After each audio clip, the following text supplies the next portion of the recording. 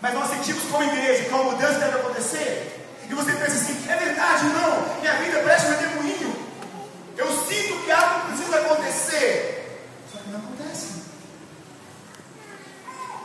E eu falo uma coisa para vocês essa manhã. É Atos o quê? Existiam algumas pessoas, várias aliás, Fica quietinho, tá? que ouviam Cristo, via milagres, andaram com o próprio Cristo e não entendiam o próprio Cristo. E você fala: Modesto, como é possível isso? É possível. Se você pegar a palavra de Deus e abrir de Mateus ao Apocalipse, você percebe ações de Cristo que os discípulos não entendiam. E a Bíblia está assim, os discípulos se escandalizaram. E se os discípulos se escandalizaram, por quê? Não conheciam. Se você é casado aí, a esposa faz alguma coisa, ou vice-versa, fala assim: nossa, me surpreendi, isso eu não conhecia. Entende? Era a mesma coisa. Eles não entendiam nada, porque quando eles pensavam que o Cristo ia brigar, Cristo falava palavras de amor. Quando eles pensavam que Cristo não ia falar nada, eles falavam: repreendia. Eu não entendo esse Cristo. Eles estavam meio cegos espiritualmente, porque talvez era tanta moral, irmãos, tanta moral, né? Como diz a juventude, está do lado do mestre. Imagina, chega o irmão, quero falar com Jesus, Modesto, epa, por mim primeiro, fala comigo aqui, eu falo com o mestre é inacessível, o mestre arrebanha multidões. Sabe aquele povo que tem a verdade? Conhece esse povo? E nós temos a verdade, nós temos um Cristo diferente. E a Bíblia declara, declama, descreve atitudes que vão se repetir. Aliás, a única coisa que a Bíblia não consegue descrever, porque o coitado João, gente, quando ele viu a visão ao céu, ele não tinha palavra para descrever que era o céu. Ele não conseguia descrever que era o céu. Mas o resto, toda a Bíblia descreveu. E fala que vai se repetir. E agora são os Atos dos Apóstolos, capítulo 1. E o Senhor fala com os discípulos, capítulo 1, versículo 2: até o dia em que, depois de haver dado mandamentos, por intermédio de quê? Espírito Santo, aos apóstolos que escolheram, foi levado às alturas. Quem foi às alturas? O Cristo foi para as alturas. Ele foi ter com o Pai. Vocês conhecem a história. E ele continua, e comendo com eles, que ele volta, né? Determinou-lhe 4, que não se ausentasse de onde? Jerusalém, mas que esperasse a promessa do Pai, a qual disse ele: de mim ouvistes. Filhinhos, apóstolos, não saiam daqui, não saiam de Jerusalém, porque espera a promessa, vocês ainda não estão preparados. E os discípulos não entendiam muito bem o que o mestre dizia. Qual a promessa que não é palpável? Que Espírito Santo é esse? Deve ser algo muito top, porque vai substituir o mestre. E continua o texto. 5. Porque João, na verdade, batizou-os com água, mas vós sereis batizados com o Espírito Santo, não muito depois desses dias. Amado, se você já batizou nessa igreja, já batizou quando era igreja católica, já batizou alguma vez e fala assim: não, irmão, eu estou salvo já, pela graça de Cristo. A palavra de Deus nos dias dessa manhã, que se eu for batizado, eu não tenho garantia que vai receber o Espírito Santo. Eles deram uma busca para receber o Espírito Santo do Senhor. Sim. O Espírito Santo não é uma causa e efeito. Eu batizo, o Espírito Santo desce, eu estou salvo, selado. Não é assim, tem que ter busca. Trava. E agora talvez Jesus revela a segunda verdade para os discípulos. Olha, vocês talvez não receberam o Espírito Santo, porque João batizou com a água, mas eu vou batizar com o Espírito Santo. E aí Deus continua falando com aqueles apóstolos. E diz assim, 8: mas recebereis poder ao descer sobre vós o Espírito Santo, e serem minhas testemunhas, tanto em Jerusalém, em toda a Judeia, Samaria, até onde, amados? Até os confins da terra. E naquele momento parecia um absurdo. Os discípulos criam que era um absurdo aquilo. O mestre enlouqueceu. O mestre fala para 12 pessoas aqui que esse evangelho vai chegar a todo o confins da terra. Consegue entender isso? A mesma mensagem ainda hoje. Esse evangelho, Mateus, será pregado a todo mundo, povos, ricos e povo. Então virá o que, amados? O fim. bilhões de pessoas. Tem aproximadamente 2,2 bilhões de cristãos. 1,5 são muçulmanos, 1,1 são secularizados, agnósticos e ateus, 900 milhões de hindus, 3,7 milhões de budistas. E a igreja adventista possui aproximadamente 19, no máximo 20 milhões hoje. Modesto. Como esse evangelho vai ser alcançado na perspectiva das 3 mensagens épicas que você conhece? A igreja adventista hoje é a mais cresce do mundo, batiza 1 milhão de pessoas por ano, mas ainda precisa ser feito mais. Algo sobrenatural precisa acontecer. Como isso vai ser possível, irmãos? Em João 16:7 diz assim: ó, eu vos digo a verdade, convém-se que eu vá, porque se eu não for, o Consolador não virá para vós outros. Se porém eu for, eu vou vos enviarei. É o momento do Espírito Santo a fazer uma grande obra na igreja de Deus. Esse é o momento. Se alguém me perguntasse ali fora daqui a pouquinho, escreva-me o Espírito Santo de Deus, você falava: é um Deus também, mas teologicamente defender, nós somos bons nisso. Mas como que é o Espírito Santo de Deus? Modesto, tem o Gálatas lá, que são o fruto do Espírito Santo. Nós temos que refletir o fruto. Amém? É isso também.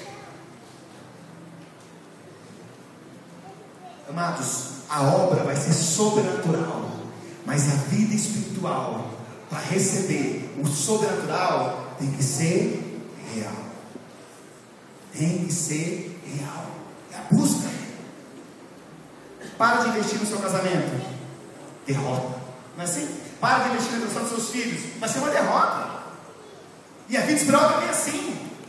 Passa ano, entra ano, nós temos sonhos palpáveis e comprar as coisas. E o céu? Não, o céu está ali ainda. Eu vou chegar no momento. Sabe, queridos? E a lição continua. Vamos lá. Ainda em Atos capítulo 1, versículo 9. Os discípulos não saíram de Jerusalém, se reuniram ali. Aí o versículo 14 diz assim, 1,14. Todos estes perseveraram unânimes em oração com as mulheres, com Maria, mãe de Jesus, e com os irmãos dele. Oração, busca. Naquele momento eles entenderam que precisavam buscar. E Ellen White diz nos seus livros que naquele momento os discípulos entenderam. Naquele momento eles se humilharam, eles buscaram a unção do Espírito Santo naquele cenáculo. E eles expuseram de si todo egoísmo, todo egocentrismo. Porque até então aqueles discípulos só pensavam em ser o melhor, o maior entre eles. Vocês conhecem a história. Pedro petulante, Filipe não tinha fé, e assim outros. Eles só pensavam em si, em ter a glória do mestre, e não ser um instrumento na mão do mestre. E sabe, amados, eles se reuniram, clamaram, buscaram, e a Bíblia narra. Continua, versículo 15. Naqueles dias levantou-se Pedro no meio dos irmãos. Ora, compunha-se a assembleia de quantas pessoas? 120. A igreja de Cristo nasceu com 120 pessoas. Amém? Amém. Nós temos 120 pessoas aqui hoje? Temos, né? Olha, menor isso aqui, amados. Não, minha igreja é devagar, tem poucos membros. Misericórdia com você. Porque a igreja de Cristo tem 120 pessoas. 120 pessoas. E eles buscaram, e amados, eles buscaram, clamaram, e o Espírito Santo de Deus desceu sobre aquele cenáculo, e milagres foram feitos, vidas foram restauradas, e o poder do Espírito Santo baixou sobre a igreja de Cristo.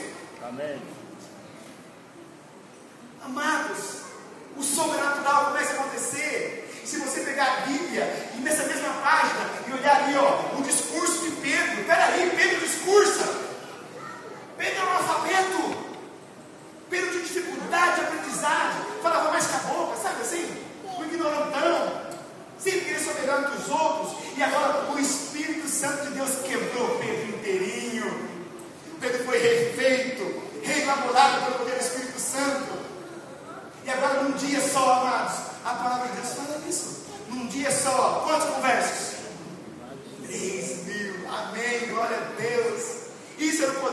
Espírito Santo. Talvez aqueles discípulos pensavam assim: olha, eu quero curar, eu quero fazer um coxo andar, eu quero fazer um cego ver. Mas isso era o maior milagre.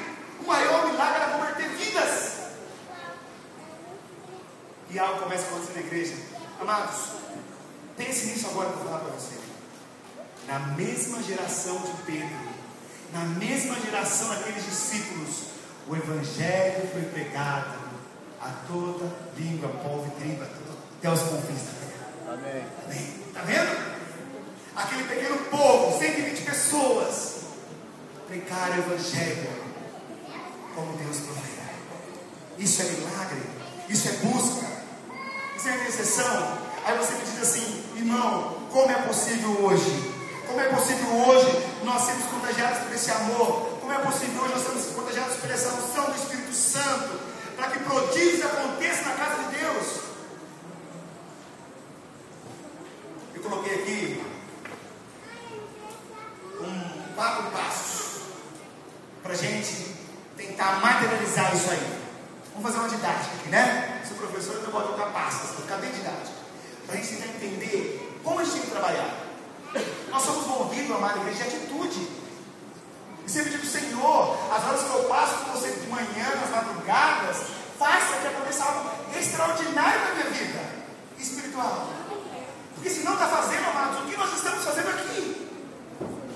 Ou a Bíblia virou uma fábula que tem homens imundícias que transformaram santos pelo poder do Espírito Santo, e que milagres eram feitos, que Deus era um guru.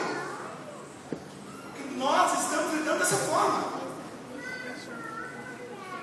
Sabe, quando a gente pensa nos passos, eu coloquei o primeiro aqui, ó. Primeiro passo: intercessão sincera.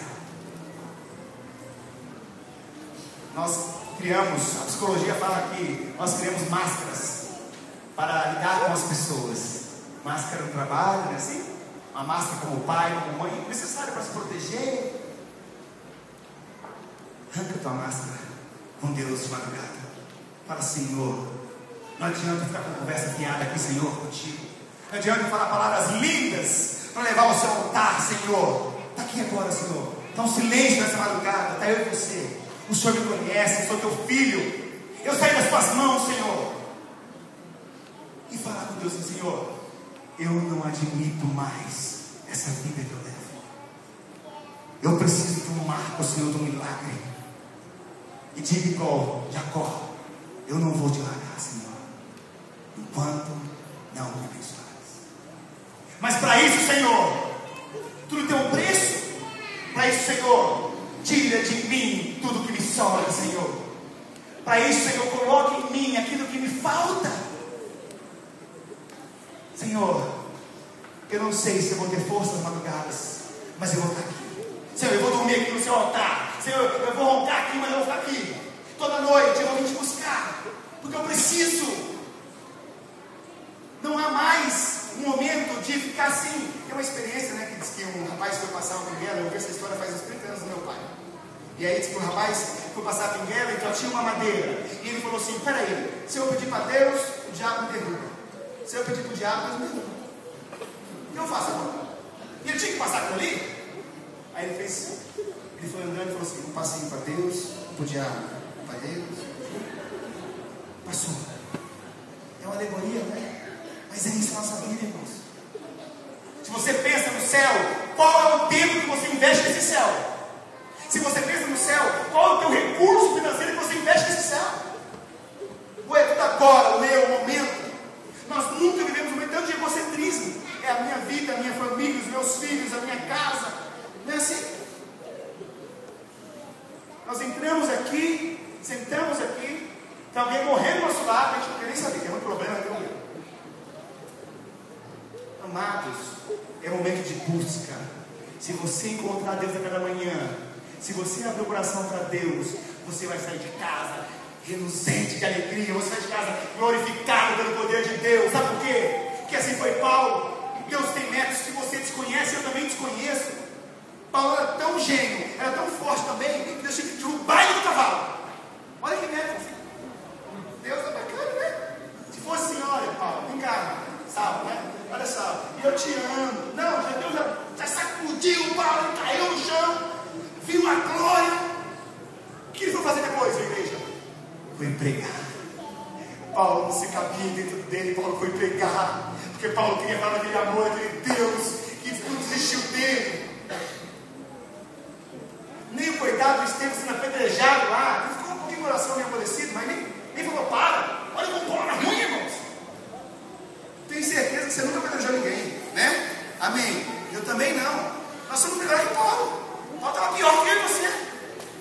Deus sacudiu Paulo e Paulo começou a pregar. É consequência. Parece que nós começamos a ver agora as coisas da igreja distante de nós. Eu sempre digo isso. Olha, o pastor Bulhão, como é ungido, que bênção esse homem, é tão bom ouvi-lo falar. O Gonçalves, e a programação ungida, e você fala, que bênção, mas está lá. Eu sou parte disso, você é parte disso. Segundo passo diz assim, confissão de todo pecado conhecido, confissão dos pecados de estimação. Conhece os teus? Aquele assim que você está ali, Senhor, eu sei que não pode, mas eu não consigo, não é assim? Senhor, e esse é o discurso do Odisseano. Eu sei que eu preciso mudar, mas não consigo. Eu vou mudar ainda. Só o fato de eu saber que está errado já é um bom caminho. Não é um bom caminho mais. É o caminho da mudança. Nós temos mania de arrumar muletas espirituais, amados. Senhor, uma coisinha pouco aqui, Senhor. Gruda na muletinha e vai. Não consigo. Olha só. E aquilo vai corroendo o seu caráter, vai minando a sua estrutura emocional. E você de novo está na lama. O Espírito Santo está trabalhando muito, amados.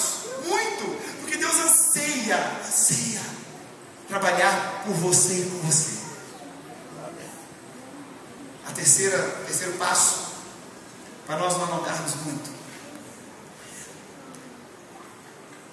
Ouça a voz do Espírito Santo. Ouça a voz do Espírito Santo. Quando a gente... Quantas vezes... Vou escrever mais ou menos como que eu ouvi a voz do Espírito Santo. Ele fala, Modesto, em que língua? Como é que é? O meu que está falando comigo há muito tempo. Ou se ele fala, eu não quero nem ouvir. Aquelas vezes, já pensou assim? Saiu de casa, amada, encontrou Jesus na unção, saiu focado em Jesus Cristo. Aí de repente, do nada, alguma coisa fala assim, liga para a irmã tal. Aí a mulher vai e liga para a irmã tal.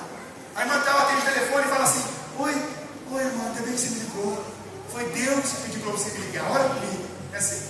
Aí você olha para a irmã chora no telefone, você chora também, as duas vêm a face de Jesus, e uma bênção no meu dia. É isso que eu ouvi a voz do Espírito Santo. Porque o Espírito Santo só não acusa, ele não fala assim, olha, está errado, ele quer mover teu coração, a tua vida. E eu digo assim, Senhor, como o Senhor trabalha conosco a despeito das nossas deficiências. Sabe por quê, mano? Sabe porque Deus usa a minha vida, usa a vida de vocês? Sabe por que Ele ainda usa? Para a salvação de outros. Porque Deus não tem outra escolha. Não existe ninguém perfeito aqui. Não existe. O Espírito baixava sobre Sansão, mesmo quando ele estava em pecado lá, na agonia. Porque ele tinha uma missão. Não que eu vou abraçar o pecado e ele vai estar comigo. Não é isso. Mas é que eu preciso redimir, confessar, Senhor, eu estou aqui, Senhor, por favor, segura a minha mão. Eu vejo tantas pessoas objetivas na vida profissional, na vida familiar, e na vida espiritual tem que ser objetivo também. A salvação, o contato com o espiritual é matemático. Eu passo 10 minutos com Jeová de manhã. Aí, aquela meditação assim, um pouco já corrompida, né? Porque o tempo acabou, acordei atrasado, e Deus sempre paga o pato. Não é assim? O café tu come, tudo você faz. Agora um putinho vamos minimizar porque o tempo acabou. Aí você sai de casa, aí passa o dia inteiro ali, 8 horas na rua. Chega meio-dia, mas sem comunhão, sem oração e pensamento, sem busca, como você está? Corrompido. 6 da tarde, misericórdia, mande alguém orar por você. Já está? Entende? São duas naturezas. Nós falamos ontem sobre essa capacidade de conflito. Algo precisa se mobilizar conosco. Eu sempre digo para a juventude lá em Rondônia. Alguns falam, você é muito radical, né? Porque eu falo, esse ciúme não, esse jogo não faz, nós somos separados por Deus, temos propósito, missão. Aí eu falei assim, não há tempo mais de brincar de ser cristão. Eu falei, eu já fui babilônico, já fui frio, já fui morno, ou eu sou quente agora, ou não adianta mais nada nessa vida. E eu vejo pais reclamando de filhos, pessoas reclamando, eu sempre digo assim, como está a vida do pai e da mãe? Está no joelho no chão, está em busca. Porque, amados, você não precisa ser cristão para saber que o mundo está num mundo sem saída. Você, pai e mãe, não sabe mais como lidar com o filho, como lidar com a filha, não sabe como proceder, como cobrar. Não é assim, amados? Está batendo um desespero. Porque quem nem crê em Deus sabe que tem uma coisa errada acontecendo. Sabe, quando a gente pensa numa vida transformada, a gente tem que fazer uma coisa. Ellen White diz assim que muitos cristãos, nesse momento da história da humanidade, estariam brigando entre eles por cargo, competindo entre eles. E a igreja não ia receber o Espírito Santo, porque havia muita desavença no povo de Deus. No passado, o Espírito Santo descia sobre os profetas. Nessa época, o Espírito Santo descia sobre a igreja. O profeta Malaquias diz que antes de ia ver o profeta Elias. E o profeta Elias foi João Batista. E a profecia vai se repetir. Quem que é o profeta Elias hoje? A igreja de Laodiceia. Nós precisamos transformar a igreja de Laodiceia em um profeta Elias. Vocês conseguem entender o tamanho da mudança, irmãos? O tamanho da mudança. O que nós precisamos ainda nos tornar como povo de Deus. Quando a gente pensa em missão, tem uma notícia boa, porque as trevas, o mal, não vai impedir a igreja de Deus, o povo de Deus a ser abençoado, e esse evangelho será pregado a toda a tribo, língua e povo. Apocalipse 14 diz assim, que a glória dos anjos vai invadir a terra. E tem uma mensagem aqui, um grande conflito, que ele olha e escreve algo interessante. Servos de Deus, com o rosto iluminado, resplandecente, como Moisés desceu do monte, da santa consagração, se apressarão de um lugar para o outro, para proclamar a mensagem do céu. Por milhares de vozes, em toda extensão da terra, será dada advertência, serão operados prodígios, os doentes serão curados, sinais e maravilhas seguirão aos crentes. A mensagem há de ser levada, não tanto por argumentos, como pela convicção profunda do Espírito Santo de Deus. Amém. Amém. Deixa eu fazer uma pergunta nessa manhã. Você consegue me responder? Por que não está chamada dedinho ali? A profeta do Senhor viu você nessa visão. E ela continua aqui, ela diz que as casas iam ser abertas, que as pessoas iam bater em porta, pregando a palavra, a esperança da volta de Jesus. E diz que as pessoas se convertiam em série. Amados, tem tanta gente que precisa ouvir uma palavra de conforto de Jesus na tua casa, no lar, nos vizinhos, na escola, na universidade, nos negócios. Mas aí é um perigo também. Se eu falar de Deus, Modesto, e depois tem que vai bater mau testemunho. Vai que depois eu falo de Deus, eu não consigo mais refletir de Deus. Atrás no computador, entende? Que ele deveria ter colocado. Nós começamos a ruir nossa mente, amados, quando nós perdemos o sonho do céu. Para nós terminarmos, eu vou ler com vocês Joel, profeta Menores. Joel, Velho Testamento. Vamos entender um pouquinho. Final do Velho Testamento, Joel, capítulo 2.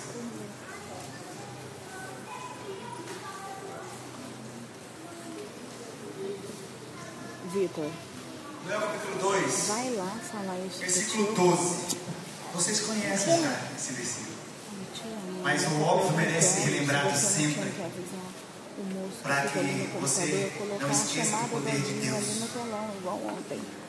Joel 2,12, quem achou, diga amém. Amém. Glória a Deus. Na minha Bíblia diz assim: a misericórdia de quem? Do Senhor. Misericórdia do Senhor. Ainda assim, agora mesmo, diz o Senhor: convertei-vos a mim de todo o vosso coração, e isso com jejuns, com choro e com pranto. 13. Rasgai o vosso coração e não as vossas vestes, e convertei-vos ao Senhor, vosso Deus, parar Ele é de lá. misericordioso e compassivo, e tardio em irar-se, e grande em benignidade, e se arrepende do mal. A palavra diz assim: agora arrependei-vos dos vossos pecados, convertei-vos, e continua, chega de rasgar as vestes. Naquela época vocês conheciam, as pessoas rasgavam as vestes de tristeza, de pranto, e agora Deus fala assim: chega, eu não quero mais ouvir essa conversa fiada, de que eu não consigo, eu não posso, está difícil. Chega de rasgar as vestes, amados. Agora é o momento de nós rasgarmos o coração a Deus. Dizer assim: Senhor, eu preciso de um milagre. Eu preciso que algo aconteça comigo, Senhor, mas peça com convicção. E Ele vai ouvir a sua voz. É assim toda a Bíblia. Homens com defeitos, homens com dificuldades, problema com mulher, problema com dinheiro, todos os problemas. E Deus estabelecia, porque eles queriam de fato. Só que o versículo, capítulo 2, termina muito interessante. Versículo 28. Nós lemos que agora é o momento de buscar. 28 diz assim, 2:28 de Joel: e acontecerá quando?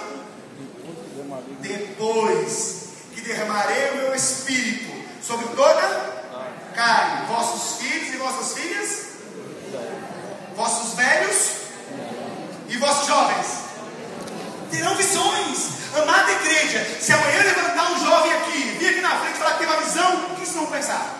Não está possuído, perdeu, enlouqueceu, tomou remédio aí, tem um mental. Nós não estamos preparados para isso. E a palavra diz que depois nossos filhos terão visões. Olha que pensa as crianças. Fico pensando, já que os adultos não se acordam, as crianças não têm que se acordar, e a criança vai ter que testemunhar agora. Entende? Nós estamos muito distantes disso. E depois, jovens terão visões, prodígios serão feitos. E você fala assim: nossa, Modesto, só a tua igreja que não faz isso. Porque a minha igreja, a outra igreja lá, desce fogo do céu, e uma pessoa sai andando, pulando, calejado, e o cego começa a ver, e o demônio sai do corpo da pessoa, é uma bênção. Agora a tua igreja, não faz nada. Aí a pessoa te pergunta: milagre, tem milagre na tua igreja? Você fala assim: na África lá, na África uma vez teve um milagre, nós duramos 20 anos, o jovem melhorou. Não é assim? Aí você fala para a pessoa assim: eu não esqueço disso. Ah, é, irmão, na tua igreja tem muitos milagres? Ela fala assim: tem muitos milagres. Aí você fala assim: ah, então vocês estão lá ressuscitando pessoas também? Pessoas: não, você também não. Está pessoas ainda não chegando nesse patamar ainda, né? Não estamos fazendo esse tipo de milagre, é muito grande. Amados, a palavra do Senhor diz que o Espírito Santo vai descer em plenitude. Sabe o que é plenitude? Pessoas vão ter o poder de levantar pessoas. Amados, isso vai acontecer, eu creio nisso. Eu creio na Bíblia. O diabo tem poder de camuflagem, como ele fez no Egito lá com Moisés, lembra? Mas o diabo não tem poder sobre a vida. Porque Cristo é a vida é a abundância. Sabe, meus queridos, por mais que tenha um povo ainda meio morno, que tenha um povo ainda parado, que tenha um povo ainda que não se sacode, que não anda caído do cavalo como Paulo, ainda é uma juventude que prega. Nós houve no ano passado mais de 250 mil pessoas convertidas em Cuba, amém? Amém. Tem um povo se levantando, tem uma juventude vindo para o Evangelho, pregando.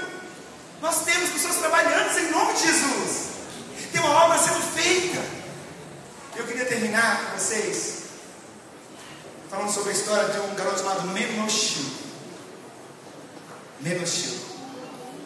Quem contou essa história foi o pastor Ezequiel.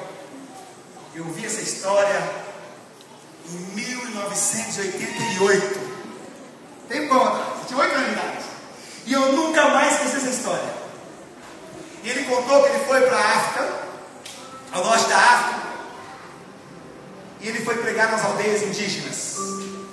Eu nunca vi um homem chorar tanto no sermão, porque eu imagino a emoção de contar aquilo que ele viveu.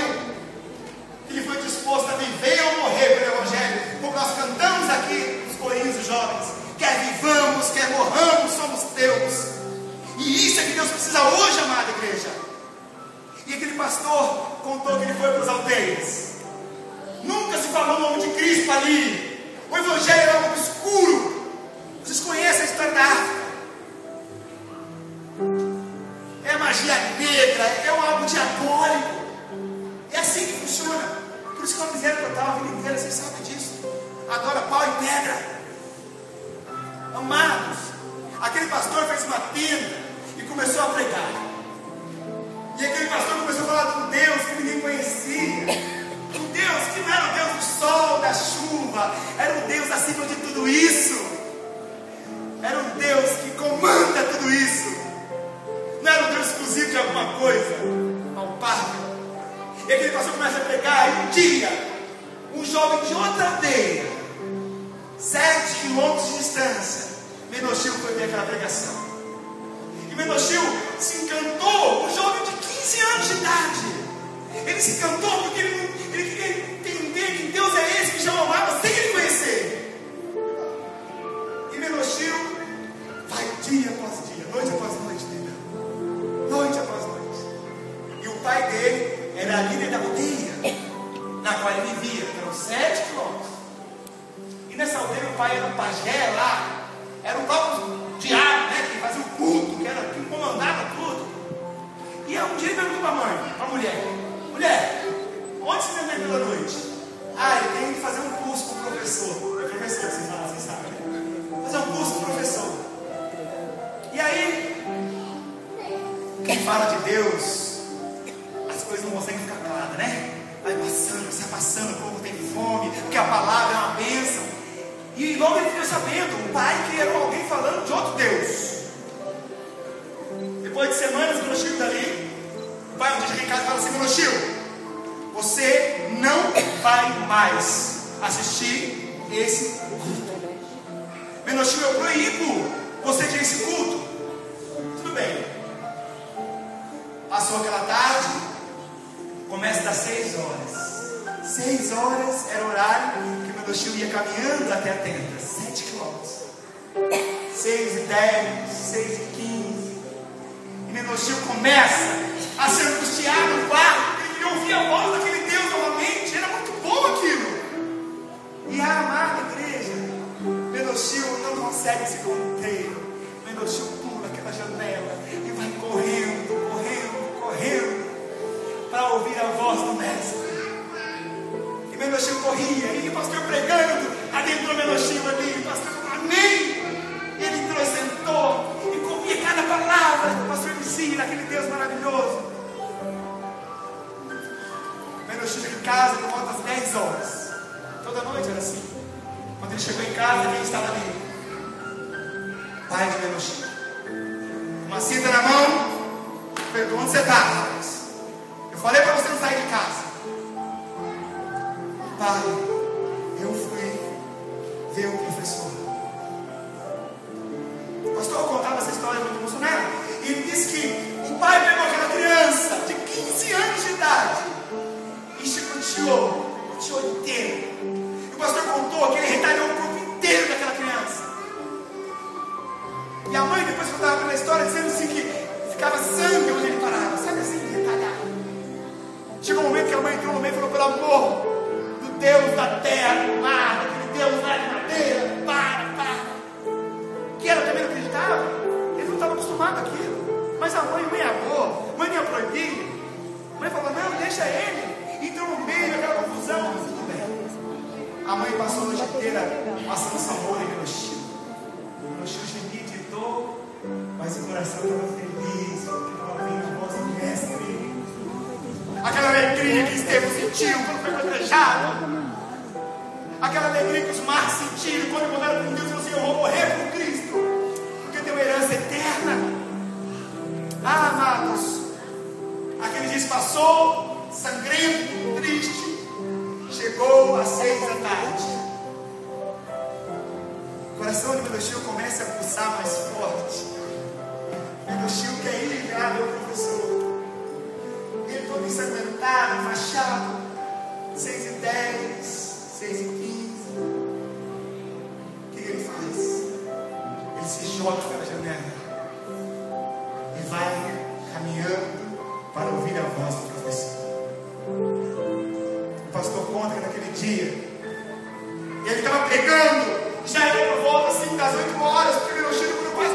chegar lá que estava todo quebrado. Mas ele queria ouvir. E quando ele entrou, o pastor falou assim: nós oramos por você, Menoshio. E ele entrou, e o pastor viu, e saia sangue do outro lado. Ele sentou ali e falou: pastor, está difícil, pastor. Aquele dia, o pastor olhou com ele e falou: Deus está contigo, amado.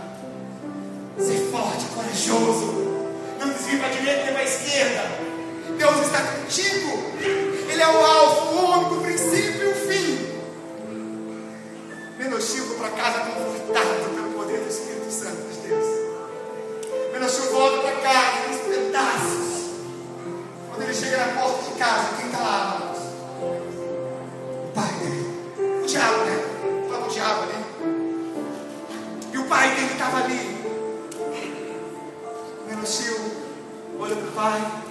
O pai olhou para ele e falou assim: onde você estava? Eu fui ouvir o professor. O pai pegou aquele filho, todo marcado.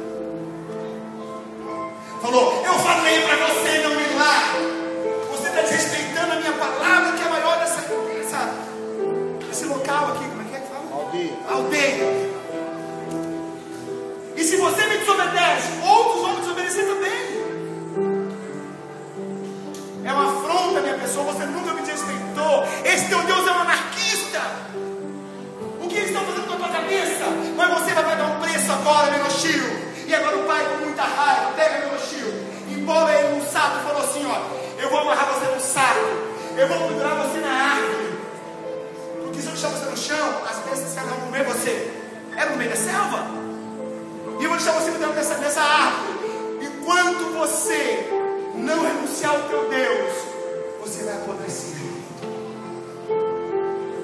O pastor conta que a mãe desesperadamente orava pelo amor, por qualquer coisa. Não faça com o nosso filho, é nosso, nós só temos esse. Não!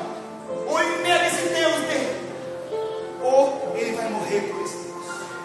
Menoshio todo despedaçado. Porque ele conta o pastor que nesse dia o pai bateu mais nele, quebrou as duas pernas dele. Porque o pai tinha medo que se batesse mais um pouco e não quebrasse as pernas, ele voltaria. E o pai quebrou as pernas do Menoshio. E ele conta que ele ficou com uma trouxinha assim, sabe, irmãos, bonito. Ele subiu o filho no pé da árvore, o galho da árvore cheio de dourado. Passou-se aquela madrugada inteira do Menoshio ali, borbulhando de sangue. No outro dia de manhã, a mãe de Menoshio vai lá com o pai. E o pai grita da casa: Menoshio, estou aqui, papai. E o pai vai em direção ao filho e fala: filho, está tudo bem com você? Tudo bem, pai. Filho, negue o teu Deus, filho, por favor. Negue esse teu Deus. Menoshio falava assim: não, pai, eu não posso. Eu não consigo mais negar esse meu Deus. Amém. Passou todo aquele dia lá. Todo aquele dia. E o pai contou ao pastor depois que sangue derramava no chão. E aquele homem era um monstro, mas era um pai acima de tudo. E aquele pai estava assim, sabe, parece machucado. Mas ele, como livre, não podia voltar atrás. No outro dia de manhã, ele grita: Menoshio! O filho com a voz fraca: pai, estou aqui. Filho, por favor, meu filho, desiste desse Deus teu, eu quero salvar você. Eu boto essa corda agora. Só digo: pai, se eu não vou mais lá, meu professor. Papai quer você.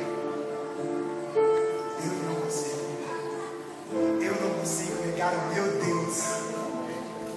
Isso que o Evangelho faz com a gente, amados. Ele te cria uma nova criatura, elabora uma nova criatura pelo momento, e você não consegue mais. Há uma ruptura, há um marco. Passou-se todo aquele dia, a mãe em pranto, o pai também angustiado. No outro dia, o pai levanta e diz o quê? Menoshio. E o filho não respondia mais. E ele começou a gritar: Menoshio, meu filho, Menoshio. Ele vai correndo. Ele chega lá e corta aquela corda. E cai no chão aquela poça de sangue com alguma coisa embrulhada no meio, que é o próprio filho, todo quebrado. E agora ele pega aquela criança, ele chacoalha aquele filho de 15 anos. Ele fala: filho, por favor, fala comigo. Menoshio não falava mais. Naquele momento de desespero, eu não sei, eu sou pai, você que é pai, mãe, imagina um filho ali morrendo, eu você tem culpa ali. Aquele pai com toda a culpa do mundo, carrega aquele filho com sangue. E o pastor disse que ele correu 7 quilômetros com aquele filho. E falou, eu vou atrás do professor. Eu vou mostrar ao professor que precisa arrestar meu filho, alguma coisa acontecer. Esse Deus que meu filho crê, tem que fazer alguma coisa por ele agora. E o pai sai correndo com aquele filho, os braços cheios de sangue. Encontra o pastor, o professor. E o pai chora e fala, professor, por favor, meu filho morre. Cura o meu filho, por amor ao teu Deus. O pastor disse que nunca viveu aquilo na vida mais, não vai viver. Ele pegou uma criança de 15 anos, uma criança, pegou pelos braços, e ele falou que só reconheceu porque o pai trouxe e falou o nome, que ele não reconhecia a face da criança. Ele levou a enfermaria dentro do acampamento, e as enfermeiras limparam aquele menino, e o garoto estava com o pulso fraco ainda. E o pastor orou e falou assim, Senhor, mostra para esse povo que o Senhor vive. Mostra para esse povo que o Senhor faz milagres, Senhor. Mostra para esse povo, Senhor, que é possível vencer o mal. Mostra para esse povo, Senhor, que é possível regenerar e mudar de vida. Senhor, se eu estou certo, estou aqui. Se eu não há poder nada em mim, mas na tua palavra há poder, Senhor Jesus. E naquele momento o filho volta. Abre os olhos e fala, oi professor, eu estou aqui. Estou aqui, professor. Eu não preciso falar nada aqui. Aquele pai se converteu. A mãe, toda a aldeia se converteu. Por causa de um jovem, um garoto, que acreditou no poder que o Evangelho tem na vida de uma pessoa. E essa história não é para te emocionar, para te deixar, não é para te racionalizar nessa manhã. Mas é dela ser forte. É para você pensar assim: tem pessoas que já morreram por Cristo e eu não consigo nem viver por Ele. Essa história vai mostrar para mim e para você que algo precisa ser transformado nessa manhã aqui. Que tem que haver dois caminhos, uma ruptura. Que a vida é assim. Há dois caminhos. São duas escolhas sempre. Hoje existe uma igreja naquele lugar. O pai de Cana chegou é primeiro ancião há anos. Nós é igreja. E outros jovens vieram também. E agora nós temos a bandeira do Evangelho eterno. Um lugar que era babilônico puro. Por causa de um jovem.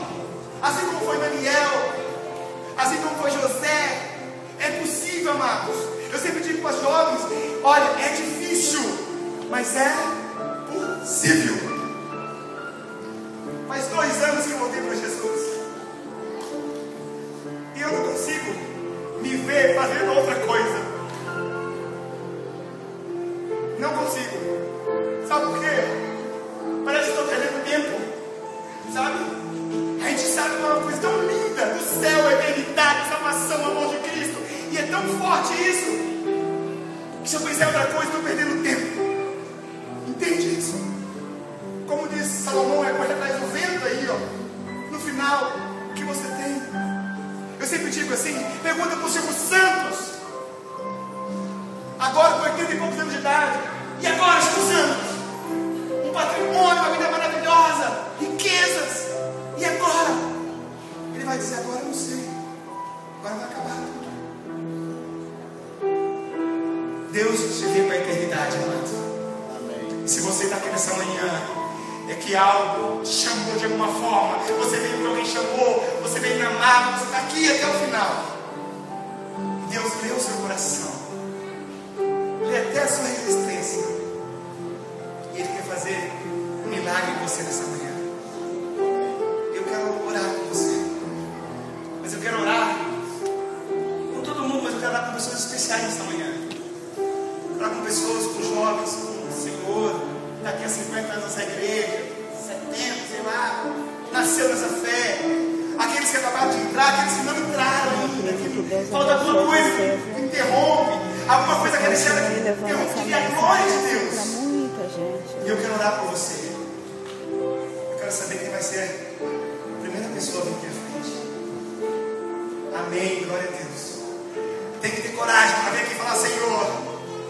preciso curar.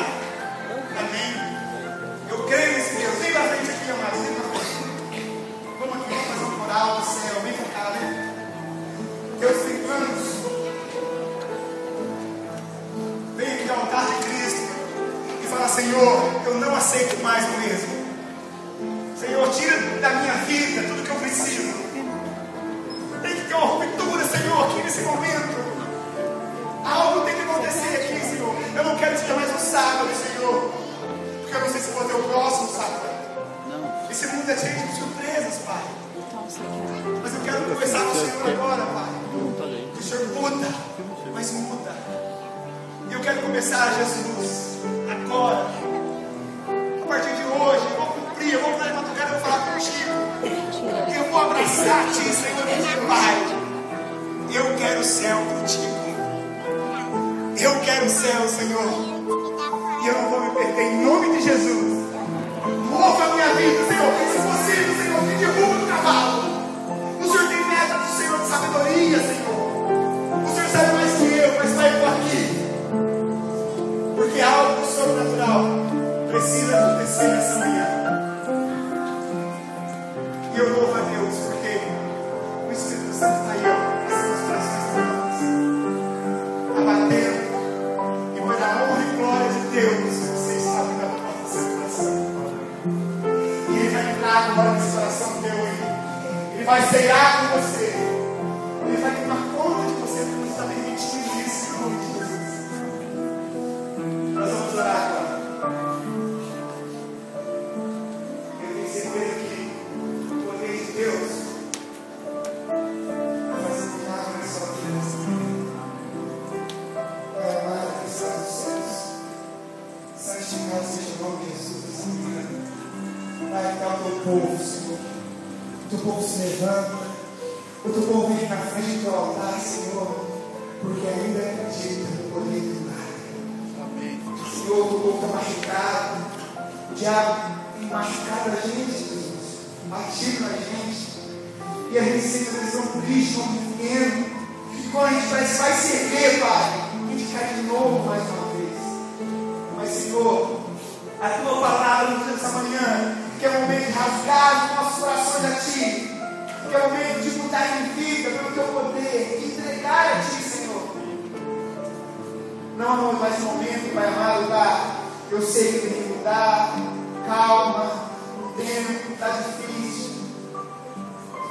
Talvez, Jesus, naquele dia, lá no dilúvio, na arca, muitos diziam assim: não, eu vou entrar nessa arca. Calma, não é assim. Calma. Eu não consigo hoje, mas amanhã pelo menos eu vou entrar nessa arca. A porta se fechou por um anjo e as pessoas simplesmente olhando para nós. Pai, pela misericórdia, pelo teu sangue derramado na cruz do Calvário, não deixe nem o coração aqui em paz.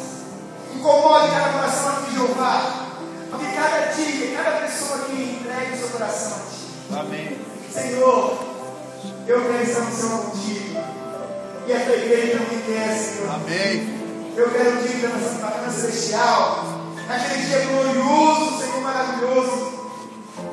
Quero olhar para o canto, olhar para o outro, e lá no fundo eu vou ver uma grande igreja reunida. Amém. A igreja central de Pai. Amém. Glória, glória, Senhor, nomes. Te louvamos, Pai, que nessa manhã nós tivemos um encontro contigo. Amém.